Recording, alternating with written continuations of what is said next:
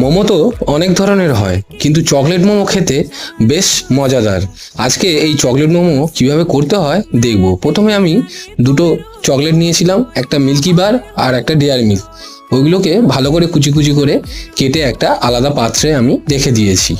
এরপর প্রথমেই আমি একটা ময়দার তাল করে রেখেছিলাম। তারপর এইভাবে রোলের মতো করে আমি গোটা কয়েক লেচি কেটে নেব। এরপর যেমনভাবে আমরা লুচি বেলি, ঠিক ওইভাবেই ছোট ছোট লেচি আমরা বেলে নেব।